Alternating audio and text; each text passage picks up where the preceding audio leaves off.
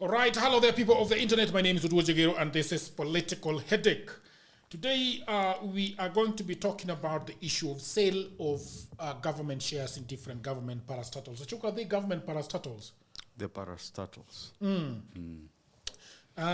Thank you very much, people of the internet, for always coming to Political Headache and subscribing. We are going to about 10,000 subscribers. We just started a few months ago, and people love this Political Headache podcast. And today I've got Mr. Abdulaziz. Abdulaziz, you know, I really love that name for some reason. and I don't want to tell you when I first heard the name. It was very negative, but I loved the way the guy was pronouncing your name, Abdulaziz. And probably when we go into the conversation, I will tell you where I first heard of it. But I want you to introduce yourself to the people of the internet, especially the people of the fans and subscribers of Political Headache. What should they know about you when they hear Abdulaziz? And my name is Abdulaziz Mohammed. Yeah. I am a young political animal who is a Kenyan by birth and in Nairobi by birth. Yeah. Okay. What do you do to put food on the table, Mr. Abdulaziz? I do 1, 2, 3. Yeah. Najua hiyo swali bana inafaa sasa watu waanze kujibu vizuri bana. 1, 2, 3 nini bana, Mr. Abdulaziz? Nifanye biashara. Sasa wakaa bwana. What is 1, 2, 3 bana?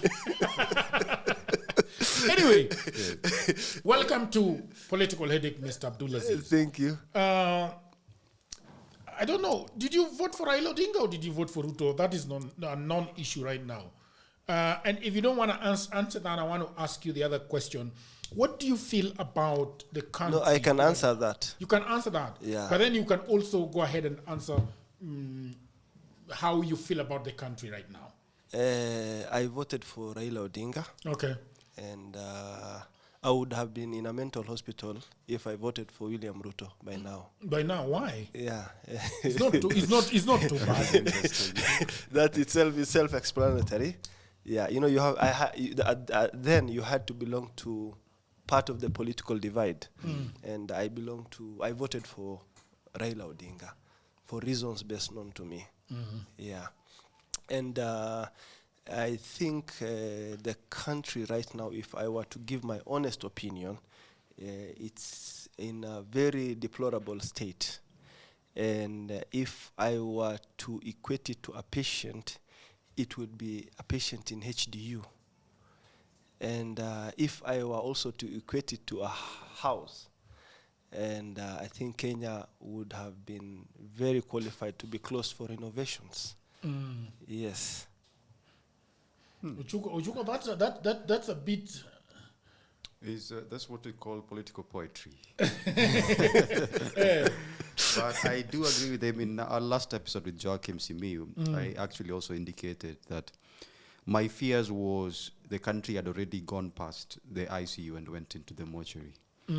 But then when Gen Z happened, I saw a new shift in our political consciousness, and I reviewed my opinion, and I said, HDU or ICU might be a better idea. In terms of renovations, I'm not sure, because sometimes my radical self imagines that it's not renovations we need, we just need to burn everything down. But that's a bit reactionary, because then again, what will we be left as a country? So I do believe that there are certain cures and preventive measures that we need to put in place, because we have swept so much of our historical baggages under the carpet. And those are the things that are coming to bite us, that have been biting us in the last a decade or so. Yes, so I do agree with him in part.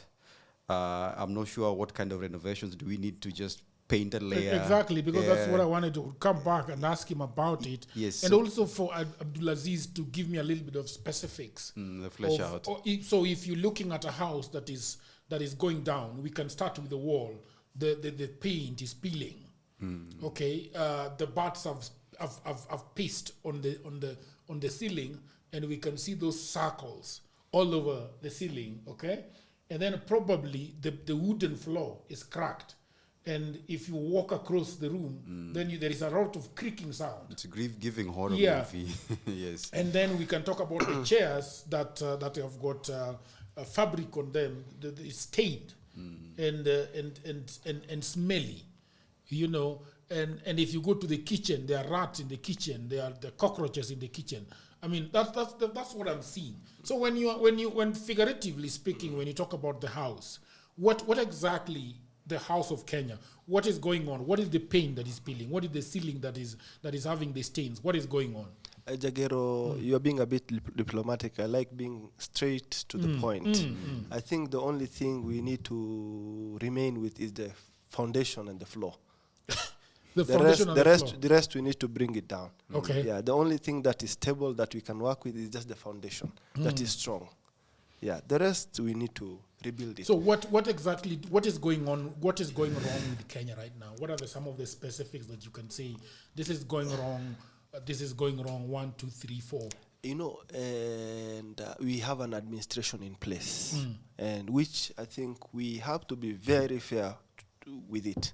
Yeah, the way we talk about it, you know, as much as we might not like it, as much as we might not have supported it, but at the end of the day, we have to be very keen and very fair. We have an administration in place that if I were to give a logo, the logo I would have given them is incompetence. An administration that is very, very obsessed with, I don't know whether obsessed with incompetent. So I think the whole thing that runs this current system is incompetence. And I'm not just saying this, I am saying it in relation to the other administrations. If you look at the previous cabinet secretaries or, you know, cabinet, initially when we were growing up, like Kibaki time is when I was in primary. There used to be very well decorated men and women who were in cabinet. Our Kenyan society. You know, the cream de la cream of our society used to be ministers. If I mention a few, the Saitotis, professor in mathematics, that is what we used to hear. I remember at times when the examination, there was a time I think he was the education minister, and there was the education and the Kenya examination results. You know, then there was no TikTok and this thing. So we used to go through the newspapers, and we used to admire the signature of Professor Joe Saitoti. We used to know, we could tell his signature different from the rest. And then, you know, that is the Kibaki time. Then the Uhuru, you know, there were people who had higher stature, people you could respect. You know, not these content creators, the ones we have right now. Because the only thing, the men and the women we have right now in this current regime are more concerned about their beauty and about how they will look like out there than the duty assigned to them by the Kenyan. And I believe we still have professors, my brother, in this current regime, but professors and engineers of corruption. We have Professor Kindiki. Professor in corruption. No, I didn't mention. I don't like. We have professors and engineers still in this current cabinet, but the only thing the engineer is maybe corruption. Yes. But what exactly would you say? For example, so if you pick more common, for example, you think he's unqualified? If you pick, why don't we just generalize it?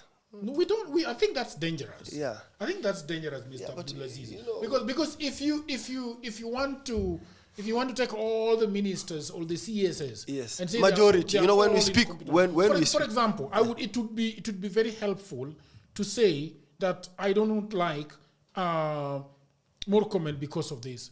I don't like CS Omolo because of this. I think CS Duale is incompetent because of this. I think CS Mbadi is incompetent because of this. Let us pick three cabinet secretaries. Yes. Defense, healthcare, and interior security.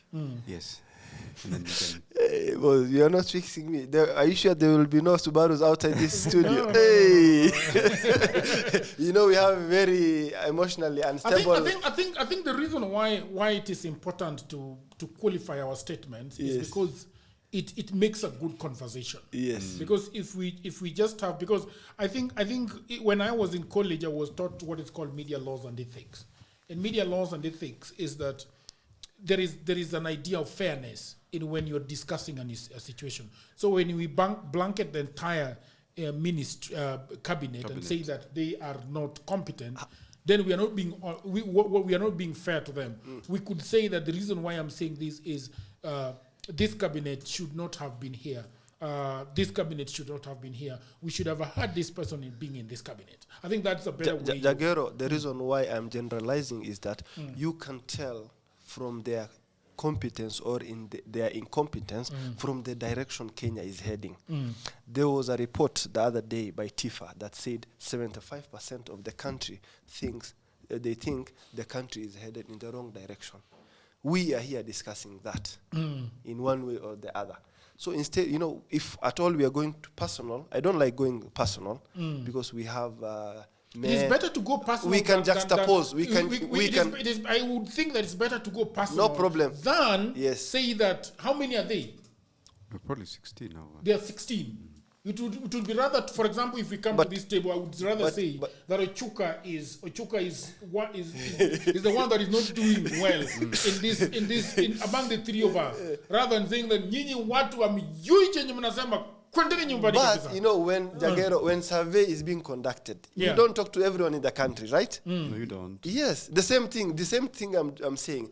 We can discuss it in relation to the direction the country is going generally, or we can juxtapose with other cabinet ministers we had in the slot before.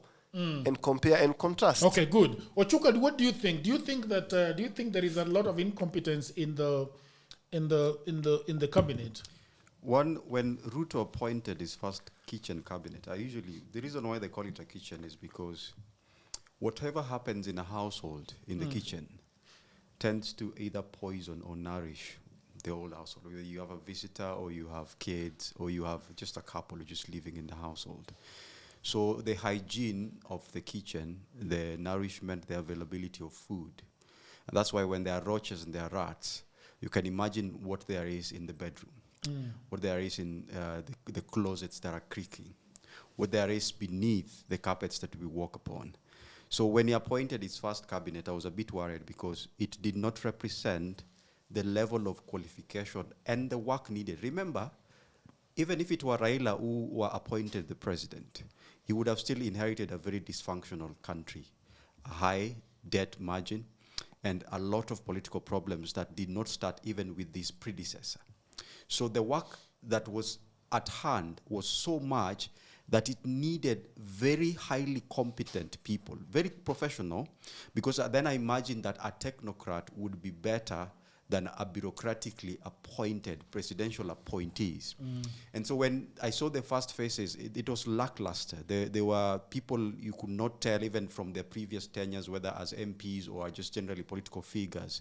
You could not give them their flowers in terms of a portfolio that they had done that you can follow and say this person has done this and done this. So I felt disappointed. And even when Gen Z movement cornered him and they had to reshuffle, which is something many African presidents do so, where they just reshuffle, and maybe it's also the same thing they do with policemen when police brutality is in question. Sure. They just transfer them to another different location. So I felt that it was not very intentional. And sometimes, maybe in my opinion, it's deliberate because Ruto is known to be somebody who overloads himself, so that the ultimate decision rests on him. So then that also means that whatever it is, our critique of him goes back to him and not even his cabinet secretaries. So I do feel like incompetence wreaks havoc in our cabinet secretaries. I don't see much. I particularly feel maybe Raymond Omolo is doing some little bit of a good job. We have to give them the flowers despite the level of incompetencies there is. I had a problem with Susan Nakumicha, the former cabinet secretary for health. I still don't think Duale is fit for health cabinet secretary. How so? Because of his grasp of what, the thing is, you need to really grasp what is going on in the country.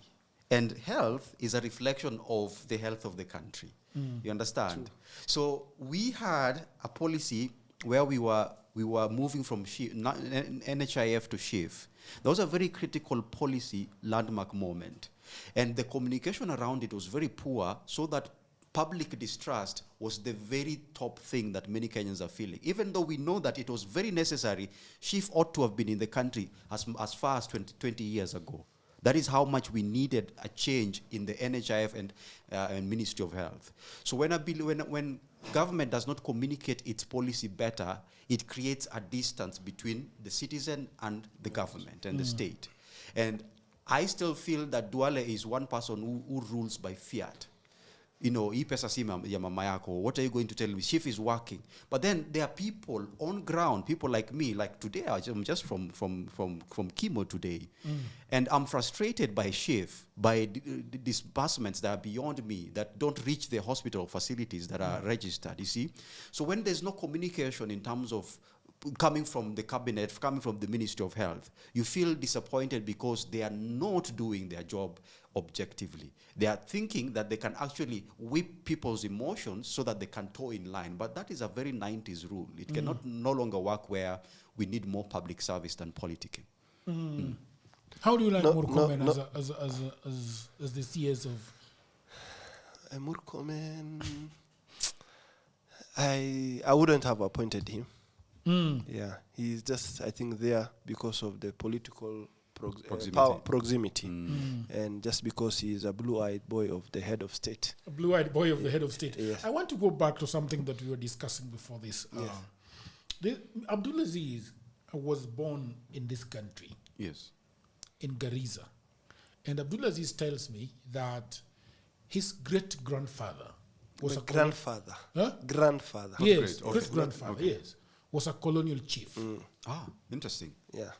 Yeah. The other thing that Abdulaziz has told me is that when you are driving from Nairobi to Garissa, there is a bridge before you cross over into Garissa land. Yes. Do we know the name of that bridge? It's called Mororo Bridge or Madogo Bridge, depending. Madogo Bridge. Yeah. And Abdul is telling me that there is a border on the either side of the bridge. Yes. So it means that if you are coming from Nairobi and as you reach the bridge, the assumption legally would be that you are actually leaving Kenya. Departing Kenya. Yes. And if you are coming from Garissa into the city, you are not in Kenya until you reach that bridge. Yeah. The only difference is that they have not put a board telling you Karibu Kenya. Hawajasema Karibu Kenya. Hawajasema tu. Hawajasema Karibu Kenya. Hawajasema tu. Lakini certainly walisema. Can we profile the political psychology of that thinking? Yes. Because then again, it's also the same thing when you look at how, like during December holidays, Kikuyus and generally the Gema community usually make jokes in terms of how Western and Nyanza people travel 10, 12 hours caught up in the traffic. And you see, these things might not be explicitly saying we are not Kenyans, but when you look at the ramifications of it, it shows how politically marginalized and economically subdued these regions have been over the years. So could you share maybe some light in terms of how? As you answer that, I wanted to ask the reason why, because we have been having a lot of back and forth, and you have told me that you guys were being vetted in order to get an ID. Yes. Which you made fun that they will probably ask how many girlfriends that are Kenyan that you have kissed. Yes. Okay? Yes. And I was telling you that I think vetting has always been there when you're getting an ID. Yes. But you've told me that this is different. The line of questioning. The line of questioning is different. Yes. The first question I want to ask you is about this bridge. Yes. Why do we have that bridge there? This is a bridge that has existed more than I exist. Really? Yes. The border. The bridge has been there. It has to be there because there is the Tana River that is going through. But now the problem is the border point. You know, ideally, the border point for Kenya, when it comes to the north, is supposed to be either it's supposed to be in Mandera. You get my point? Yeah. But now there's a border in Mandera, and there's a border post where you are being asked for your documentation. On Jagero. the either side of the Yes, yes. So if you are supposed to come from Garissa and even buy water from Madogo, which you can just see, you are supposed to show your documentation. What kind of documentation? Either ID or passport. Yeah. Okay. So you have to identify yourself. But you are right within Kenya. Yes, right within Kenya. Technically, after the bridge is like a no man's land. In my own opinion. Yes. How else do we describe it? But Do you think it's a political displacement thing? Yes. I don't understand it. It's so difficult to understand. When you need to understand it, you have to look at the history of the northern frontier politics and how the map of Kenya was redrafted at least 2 times between 1850 and 1930. So politically, Somalis have always found themselves displaced and exiled from their cousins and from their family members. The greater Somalia community, when you look at the Somaliland, when you look at some of the communities in Ethiopia, because there are also Somalis in Ethiopia. And at some point, when the British comes and says, this is now a British protectorate. In other words, it's becoming a new country. But the dilemma is the Somalis have spread further into the Somaliland, the mainland, and they are also spilled over into what is now the British protectorate. But this is the problem of arbitrary borders that happened during colonization. And it is actually what we've inherited, and it is also part of the source of our stigma towards Somali people, because it's hard to place people who are a family and they are separated by a line where you see a bush or a shrub or some tall savanna tree. Because then it means that what happens when that tree is no longer there? Does this mean that this person does not exist in either side of the equation? And then over time, because of how these regions were viewed as less economically viable, whether it is agriculture, because Kenya is agriculturally based, whether it is resources or minerals, these places were very unexplored. Whether it is in terms of, because there's a hegemony of how a Kenyan is supposed to look like, you see? And Kushites and Somalis don't seem to fall into that category, you understand? So that is the first exiling we did to Somalis. And over time, there's a nostalgia. When you have been, you see how even Palestinians usually feel a nostalgia in Gaza or Israelis. It's the same thing. They feel a nostalgia. Would it have been better if we were in the mainland with our family? You understand? And then they look at their family in Somalia in 1970s when Somaliland disintegrated. They're like, no, that place is worse. So it is better to even suffer gloriously in Kenya. You understand? So that suffering gloriously is also what has created a silent epidemic in Kenya where Somalis don't feel they belong in Kenya. And there has never been any deliberate action by the state, by even regional county assemblies or county governments, to integrate them, to make them feel part of the greater region. And then as a form of dissent, sometimes they feel, we'll just do a business here, but we'll still connect with our family back there. Which is not true. Which is not true. Which is not true. Yeah, it's a case scenario based. Oh, yes, okay. Yeah, it's a case scenario. It doesn't mean that it's the total reality of okay, things. okay. Because we're doing a political discourse. Yes. What was the reason? Are you familiar with Wagala massacre? Yes, I am. What is the reason why Moi's regime found it, what were his reasons for sending troops to Wagala? It's the ironclad way of state doing its business, especially where there is dissent. It comes with brutal force because the state, the idea of a state is threatened. When a state is threatened, it becomes a creature. Who threatened them? The greater, there was a time when the northern frontier wanted to carve itself off Kenya and become either... Secede. Yes, secession. But I think Wagala, there was a fight between two communities. Yes, but when you look at the fight between those two clans, it informs the bigger picture of why that was happening in the very first place. So did Moi join hands with one of the clans that was fighting? Because that was the idea. You had to set up one against the other so that they feel they are enemies. You see, that is one thing that the state has always done, even in the coast where Mombasa Republic Secession Council. Yeah, I want to come back to Abdulaziz. Yes. And ask him, Abdul,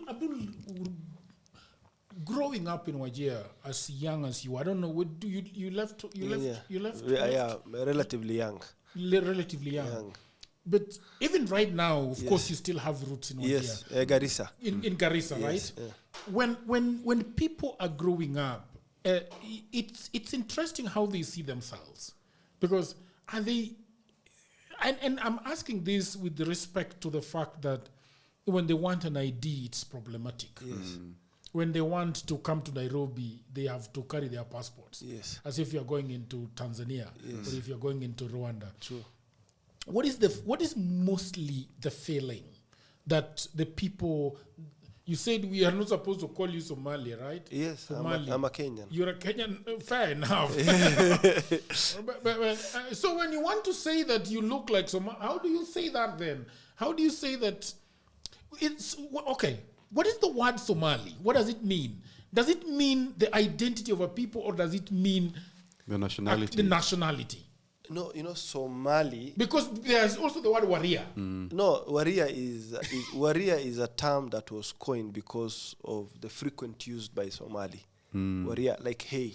Oh, I see. Yes. I see. Oh, that's what it means. Yes. So because the other Kenyans yes, had it frequently, and then they just picked it. Waria. Yeah. Right. And started calling us. Yeah. I even saw a Maasai calling Somali, a Muslim wearing the veil, the kanzu. He started calling him together. And then he started calling him Mskiti. Mskiti, which means mosque. Because he just saw the veil. It's like I see you in the church, the bishop clothes, and then I start calling you church. Kanisa. Yeah. Oh, that's interesting. So the feeling of the people living in Garissa. You know Jagero. Okay. I will speak of my feeling. Okay. And I am a Kenyan, as I told you. My grandfather was born in Kenya until he became a colonial chief. And I think died before, I think around independence time. Very old. So you can imagine how old he was. And I personally have no blood lineage on the other side of the border, as some Kenyans might perceive. It's not like every Kenyan, Kenyan of Somali origin who lives in the north has a bloodline or a lineage on the other side. Some of us started from here. Yes. So, and growing up, I grew up as Kenyan, knowing my rights. I studied here with no other option in terms of a country. I still don't have any other option. Yes. Hii Kenya ndo yetu. So, but I have grown up feeling that being treated as a second-class citizen. I see. Yeah. When sometimes you just roam around in Isli, and when we are young, now this thing has stopped a little bit. It has? Yeah? Yes. For now, I'll just give credit. And you asked for your ID. You are with Kamau, and then he's not being asked. We witness such things. Right. Yeah, and it was heartbreaking when you don't have any other option, just because they are refugees who look like you. And the whole vetting thing was, in my opinion, was an extortion scheme. Is kind of behavior. Scheme, yes. Because it was not making any sense. When, for example, somebody meets you in the streets, a cop, the ones that walk in twos or threes. Back in the days. Back in the day, I think they still walk. It still happen. They still do. So they get you with a Kamau or Otieno. Yes. Then they stop you. Yes. And then they ask you they ask you for your ID. Waria, kwanza they have to talk, they have to talk to you. Derogatorily, yeah? Yeah, they have to provoke you to see whether you can speak good Swahili. Okay. Yes. So most of the time, people like me, it wasn't much of an issue. But sometimes some are so used to making money out of the innocent. And then, the problem is they confuse us with the Oromos and the Ethiopians who look like us, who were here as refugees. That was even a bigger problem. So, wao ni kubahatisha. Waria, unatoka wapi? Ni saa ngapi? I see. Yeah, you know, very maswali za maternity. So maternity ni gani? Unaona mama mjamzito anaingia maternity, unaenda kumuuliza unaenda kuzaa. You can see the in pain and distress. Yes. I see. And she's in labor. Okay, but I want to ask a little bit about this issue because Abdulaziz, you know, you're the first actually Kenyan from Northeastern. I have a problem with that a little bit. Hey, usiseme Somali. Say Kenyan. Hey, you see now he has paralyzed my. Paralyzed. I can even, you know, now we want to sue people. Next time you say that, you'll hear from my lawyer. What problem do you have, Chuka? Problem I had, while I do empathize with where he's coming from and the burden of proof, just like a Palestinian ought to prove themselves that they are actually Palestinians in their own land. Yes. That's very tough to deal with. Yes.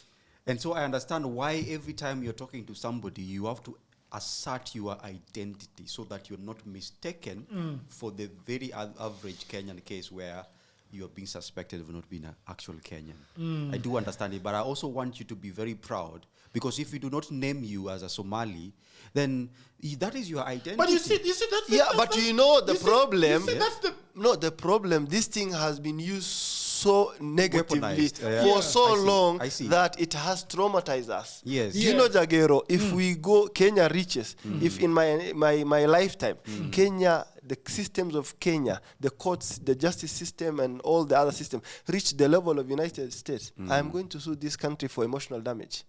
I see. Yes. Can I ask you something? Yes.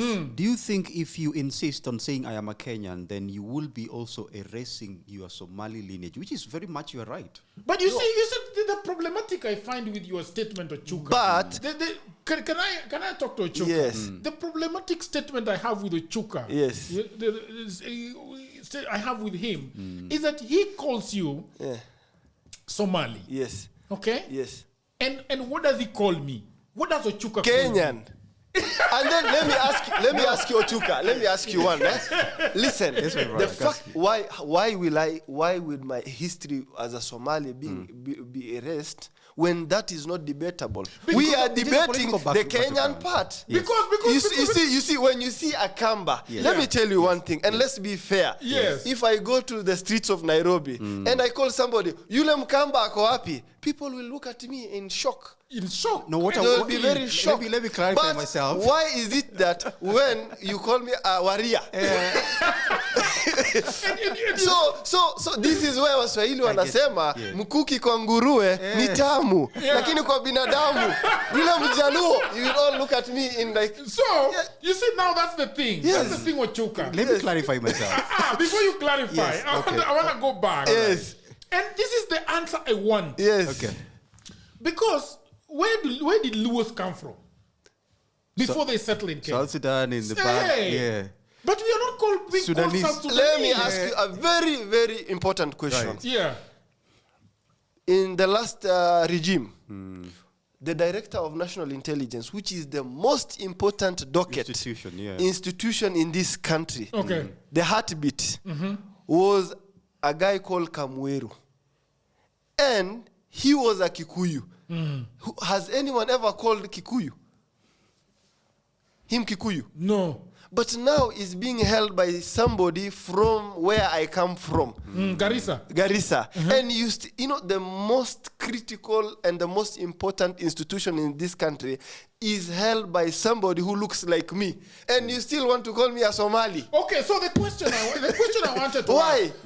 Why? What do you want to see in me to feel that I am Kenyan? Yes. And you should call me Kenyan first.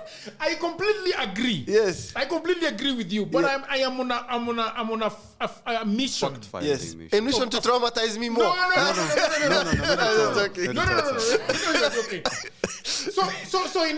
Okay, let me bring it back home. Yes. Sisi kama wa Kenya. Yes. Mimi Mjaluo. Kuna Mkamba. Kuna Mgiriama. Okay? Yes. Kuna Mkikuyu. Kuna Masai. Wewe ni nani?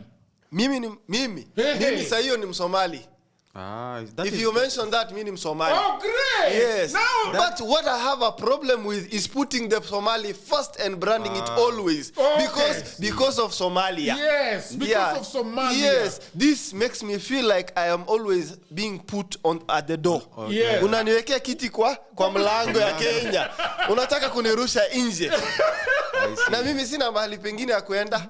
That is exactly what I wanted to bring to Nini. Because so if somebody is calling somebody a Somali, just call him a Somali just like that is call him ethnic. a Luo. That is ethnic profiling. Yes.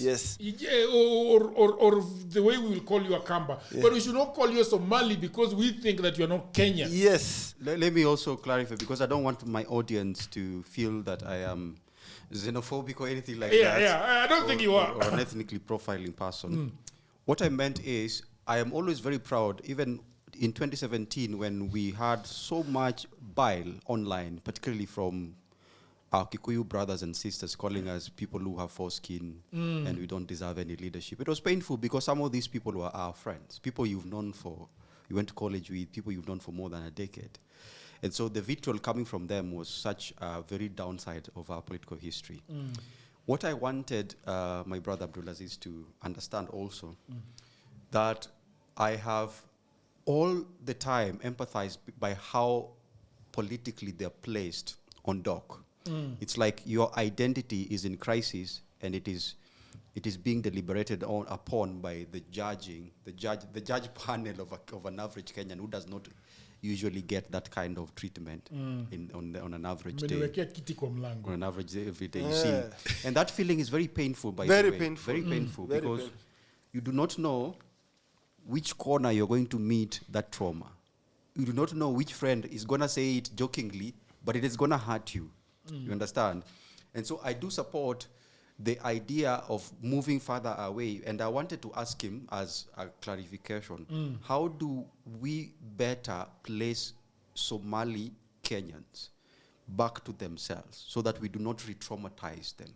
Because I don't want them to feel like, if I use my Somali identity, then I'd go back to the trauma. You understand? You see?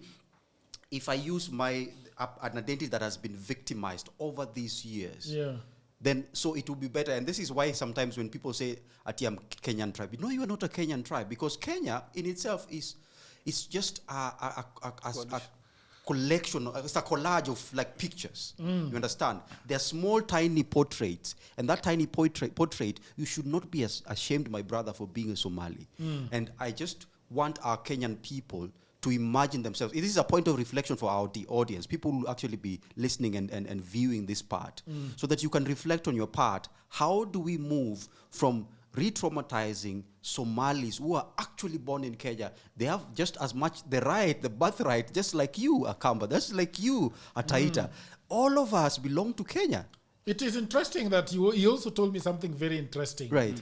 That in his own words, he said that when the Kikuyus were called terrorists, they were taking them from what they had been called for a long time. A title we held for the longest time. I think the first title holders. Yes, actually it was... Now we are very relaxed. Yeah. Somebody has given the value of you.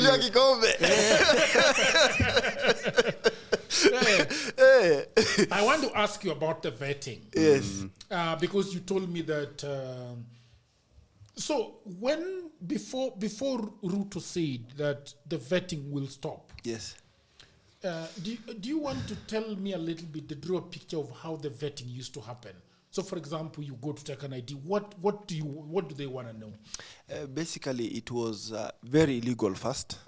It was unconstitutional, and the chiefs and village elders, and I think some officials from the registration department will cahoot and to extort money from you. Yes, and that was basically how it worked. So where you think there is somebody who they will call kiherehere like me, because I have all my records straight, they will ask you unnecessary questions. They will ask you who your grandfather was, how many wives he had. Provoke you in mind. Just to provoke you, just to make you lose interest in the whole process until you pay somebody. So would you say that a lot of brothers and sisters from the other side, from Garissa and the entire northern frontier, whenever you are going to take an ID, first of all, you must think about how am I going to navigate this? Do I have some small money to pay? Yes, let me tell you something, and let me tell you this in the context of when there was the real vetting. Okay. A child who was born in Nairobi would just finish high school, go and get ID, go to university. A child in Northeastern, first of all, you are being, because we were pastoralist by nature. We are pastoralists. So, mzee anauza ngamia to school you. Yes. Then, when you finish, anauza ngamia ingine ya vetting. Because vetting also need pesa. I can see the contrast, yeah. Yes. Then you have to go to university. Some ngamias are also sold. The child wants to marry, hakuna hata ngamia kupelekea kama dowry. Unaelewa? So this thing was an extortion. This was a money-making scheme. Yes. And, the president has done well. I'll give credit to him. Even though I'm not in agreement with his administration, a lot in his administration, I'll have to be very fair as a human being. But I had people say, the people of the North, walitolewa vetting, they wako kwa serikali, they are going to support. It's not going to be like that. It's not going to be business as usual. Hii ni deni. This is something we've lived with for 60 years. Yes. It has existed more than me. So it is ni deni umelipa. Si ati, it's not a favor. It was unconstitutional. Yes. And a lot of people are saying that Ruto is trying to show up his numbers by asking people to get IDs, and a portion of Kenyans are very mad that lots of Somalis are going to troop into Kenya. They're going to be given IDs, and they're just going to. But why should they be mad? Because we are going to take IDs, and we are going to vote this government out. They should be happy. Yeah, we are silently taking IDs. Yeah, we are not happy with the current regime, just like all the rest of Kenyans. We are not happy with the policy and the politics of this government. Yeah, only that we are silent. But our silence is going to count. It's going to be heard on 2027. Yes. On that account, I think we should talk about some of the things that a lot of Kenyans are very shocked at. And Ochuka is a writer and a teacher at the university. And he has talked about, we wanted to talk about the issue of Safaricom sale. And I think it is also KPLC, the sale, but I think we are going to put a lot of effort in talking about, do you agree that the government should be selling shares in Safaricom and KPLC?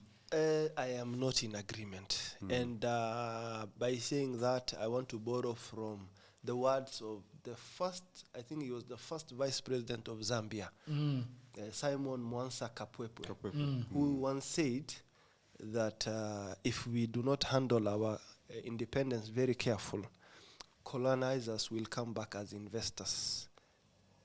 He also said that colonialism is like a chameleon. It never goes away. It just changes its colors. Interesting. So I am not in agreement.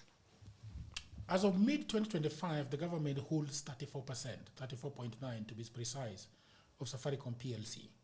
It planned to divest about 10% by June 2026, aiming to raise between 40 to 80 billion, part of the Kenya shillings 149 billion broader privatization effort. Now, Safaricom is estimated to be 280 billion market value, earning a net profit of about 50 billion and a dividend of 1.2 shillings per share, with profits of about 7.2% year on year. Safaricom, according to Choka, is Kenya's economic totem. Choka, what do you mean by that? Economic totem, like when you look at our seal, national state seal, there's a Simba Mali. You look at University of Nairobi, there's a giraffe. So the totem is an animal, a representation of that which is critical and soulful of this entity, of this country. So when you look at the robustness of Safaricom infrastructure, whether you're talking Mpesa, whether you're talking telecom communication, whether you're talking penetrative networking of the country, Safaricom is right in at the center of it. And over the last year or so, we've had the issues of how is the government tracking people, so much to the point of getting their location. And there's been a lot of noise in terms of is Safaricom, the green company, in cahoot with the government to extract data illegally to track people. So that is what I mean by the totem. It represents the epitome of what our economy. Yeah, that So which we also even export to other parts of the world. Because we've just exported here, we've Yes. just exported to Ethiopia. Go Yes, ahead. yes. With that said, don't you see this privatization and sale of shares is a threat to national security? It is, and we'll discuss Because it further. imagine foreigners, it will create foreign dominance, and imagine foreigners running our telecommunications. Safaricom paid 19 billion in taxes and fees. Yeah? And of course, we've talked about the profits. Ochuka calls it selling the soul or shedding the dead weight. Safaricom partial privatization. Why do I keep forgetting this word? Privatization. Yes. And the politics and infrastructure. Ochuka, tell me a little bit more about why you think this is a really, really bad idea. Number one, because when you look at the last decade, let's talk about IPO when That is in 2018 or 2008? 2008. There was so much of a good rapport, a good business rapport in Safaricom. There was steady profits. There was a good public image and perception of the company itself. It was even prideful to even identify with Safaricom, even if you're working there, even if you're using that particular line. You see, and these things usually, you see, the pride of a country over a nation does not usually mean tribes like we've always done. Sometimes it's even like Mercedes. You see, like Ford, German machine. You understand? German so there's a pride. Luo machine. Yes, Luo machine. There's a pride to it. And so when you look at the decline, there's a when people will attach the link to that article. When you look at the decline from, let's say, post 2015, you're seeing that yes, the Safaricom was still making profits, and the margins were even fair. And so there was no need to privatize, because privatizing companies or parastatals meant that they were not doing okay. When you look at KQ, you look at Kenya Posters, a very pale shadow of itself. When you look at Kenya Ports Authority, these were making particularly, let's look at KQ and Kenya Airways, that has made so much losses, close to a tune of 150 billion. And even when the government has, over the last 7 years or so, bailed them out to a tune of 35 billion, they're still making losses. You understand? So the idea of privatizing meant that if you take parastatals from government or state hands and then put them in a technocratic and a bureaucratic and a professional setting or environment, that they will make profit and then they will regain their image. So then, why is it that Safaricom, that has been doing considerably well, all factors put together, why are we privatizing it? Is there a bigger gimmick and game here? Is there as a nondescript investor who we know, and we also know the number of people who have money in this country who can buy those shares. We also know that Safaricom as a telco is at the center of national security. So for you to even know that it is going to sell shares, you have to have what I imagine I would call insider information. Yeah. You understand? And then that way is also, we also know how Kenyans operate politics behind the curtains. There is the calls we make at night, saying, you see, in July we're gonna open up the curtains for bidding. So ile pesa ukwe nayo already. Hiyo simu ni WhatsApp. Yes. You understand? Inapigwa na WhatsApp. Yeah, inapigwa na WhatsApp. Who is the track? Yeah, you understand? So when that happens, the fairness of equity and equity, and inequity comes point blank to our face, because we do not know who the investors are. We can only speculate that because we know the people who are very much interested in buying critical infrastructure in the country, whether it is the port of things coming into the country, whether it is healthcare, because if you can actually conquer and control a person's health and how you feed them, then you can actually you can actually do anything to them because they are at your mercy. So that is the bigger picture I was trying to question with that article. Could there be a bigger problem of privatizing? Yes, we know Safaricom has declined in terms of revenue, in terms of even public perception, in terms of efficiency, in terms of growth, forecasting into the future. All these things are now in crisis. But is privatizing it, or is divesting parts of that shares, like 7 to 10%, a good reason and justifiable to the whole country? I think, there is, as you've put it, there is more than meets the eye in these dealings. You cannot just look at it with face value.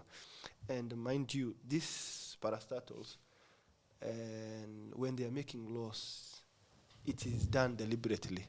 Also, it is done deliberately. It's the systems work against it to an extent, to so that they can have room for privatization and the sell. This thing is done deliberately. It's not by accident. They target a certain parastatal, make sure it goes into its knees, and then it's painted as loss making, and then by then there is also deals that have been done behind the scene, and So it is basically dragging you to the ground and saying that kwani hii tutauza ngapi? Kitu naye sasa hata ni bei ya jioni. Hii ni bei ya jioni. Telecom, I'm now talking about Telecom, the one with the blue, the formerly orange.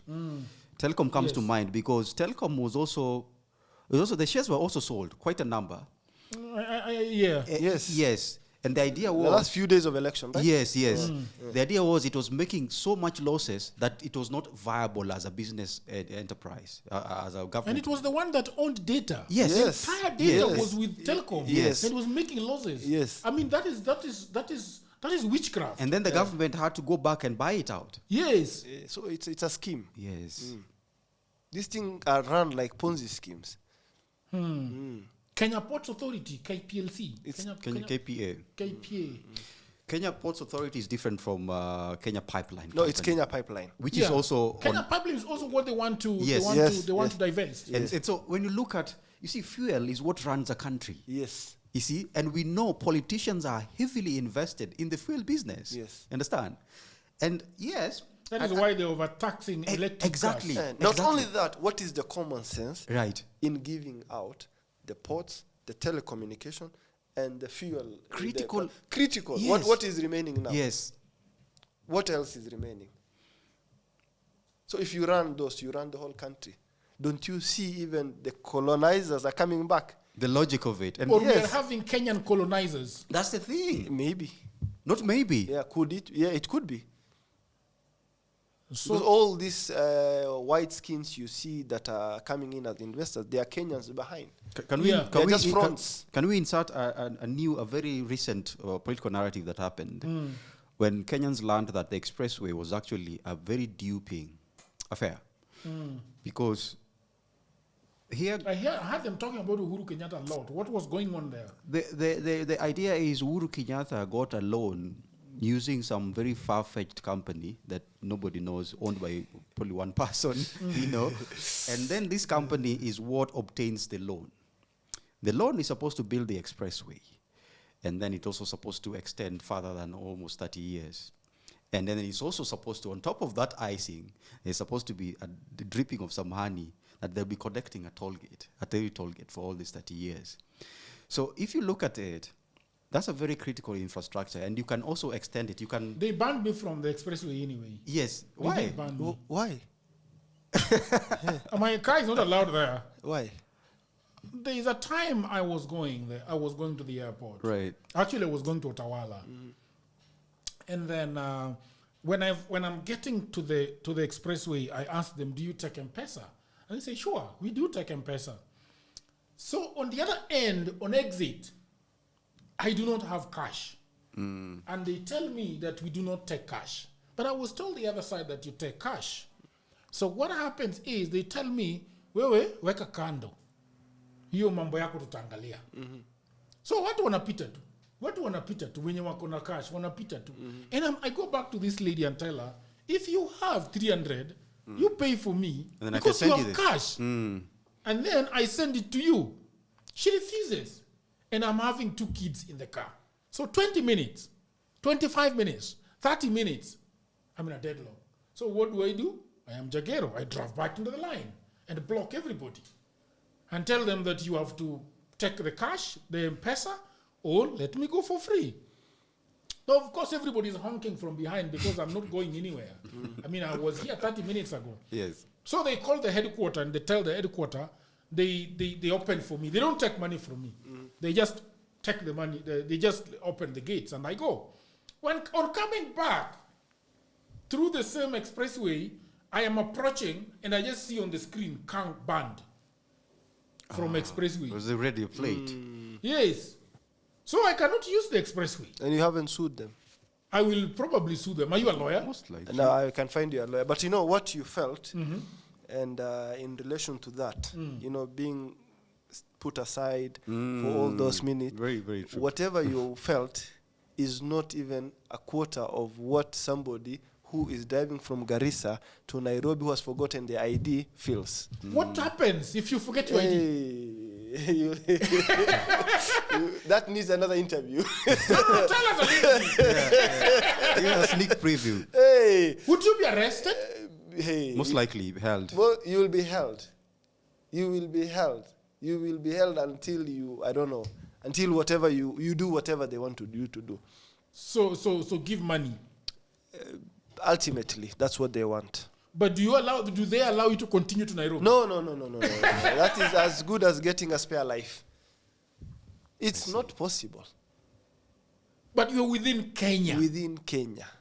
Almost a third. So into imagine you Kenya. felt that, and that is not even a quarter of what somebody from Northeastern feels. Yo, man, I do not remember the last time I carried an ID, bro. Yeah, in fact, nowadays I don't carry my I do not ID. remember the last time. Yeah. In fact, Mpesa is not very close with people who don't have IDs as they used to. Kitambo. Kitambo. Yes. Some of us, you know, ID goes with the dress code. Oh, is that so? Yes. Just like the phone, you cannot forget it. Dang. Are you telling me that it's a very bad move to leave your ID as somebody that looks like you in the house? Yes, you'll rather forget your car keys or your phone.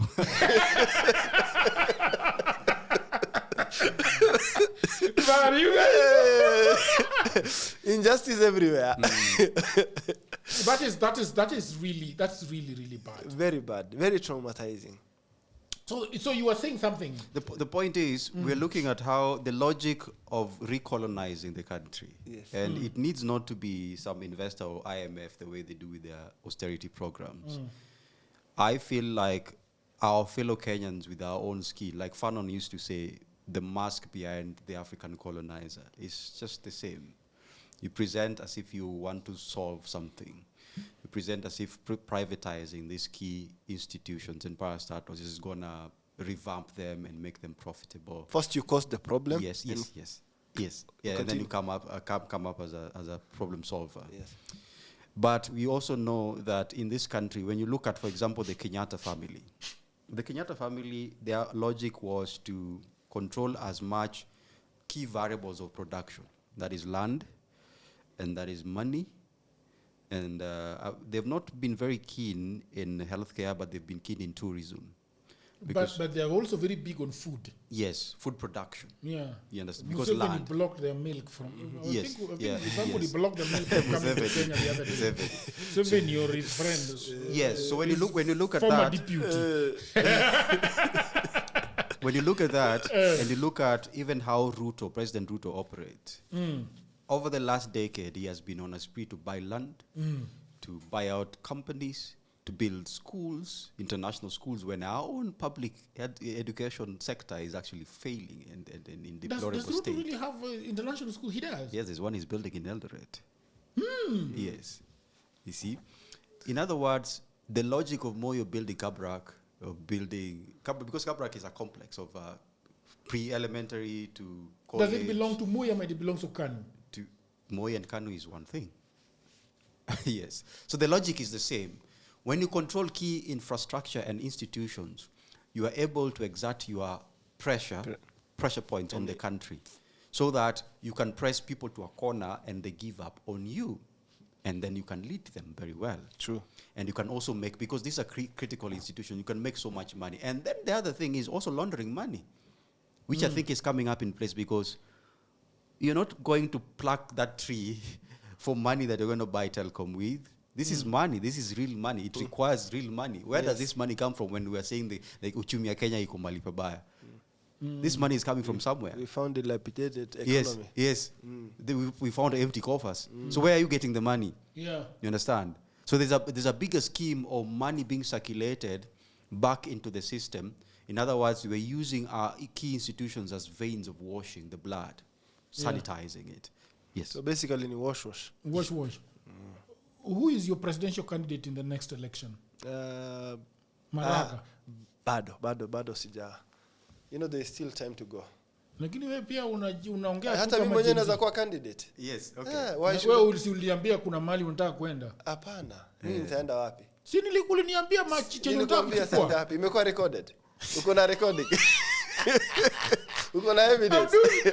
Competition. Why are you ruling me out? I can be a presidential candidate. All right. Yeah. You can be? Yes. I believe you. I think anything can happen in this country right now. And I think the current system of governance is, I don't want to use the current regime, and they're a bit confused. Yeah. And I think 25th June 2024 was a day they have learned a lot of lessons from the uprising. Okay. Because we have unemployment as one of the biggest problems that is causing us more problems and unrest. And 67% of the unemployed Kenyans are youthful. Now, if you decide to privatize key areas that employ large numbers of Kenyans, and knowing that these private players or private operators will always come with wage cuts, restructuring, that is going to lead to many Kenyans losing their jobs. And they are supposed to learn from what happened in Eastern European and Latin America. What happened? Yes, there was unrest that was caused by these wage cuts. Yeah, they decided, I think, to privatize some key sectors, like the energy sectors. Particularly Chile, Venezuela. Chile later, I think, worked on it. Venezuela, and even Russia. So, and history. This government is supposed to learn from history. There is already, anger. A very unified anger by the young population. And I was thinking through it when you were talking about it. So what will they do? Already unemployment is a problem. You are bringing in new foreign players that are going to cause more unemployment. So what will the current regime do? Will they think and talk like Marie Antoinette, who, when there was the French Revolution, when she was told they are protesting because they do not have bread, she said what in French? She said, "Let them eat cake. Qui mange de la brioche." Let them eat brioche, which is very expensive. And because she had no understanding of what was. So what I'm trying to ask myself, what will this current regime say if they are told that Kenyans are protesting because the privatization has caused more unemployment? Will they say, let them go to abroad? Go to Qatar. Go to Germany. Kazi maju. Waende maju. Not knowing that maju inahitaji visa na ticket. So will they think like Marie Antoinette? They're already thinking, because that's the logic behind. And you were being Alfred very Mutua. realistic. Yes. I wish I was given this country to run, man. I would have run better than these people. Yeah? You just need to be very realistic and sober. Angalia mbele. I totally agree. Thank you very much, people. Mr. Chuka and Mr. Abdul Aziz. I told you I love that name so much. Yeah. Abdul Aziz. People of the internet, remember, politics is business of the people. If you don't get sold, the people go home. So thank you very much, and until another episode, bye for now.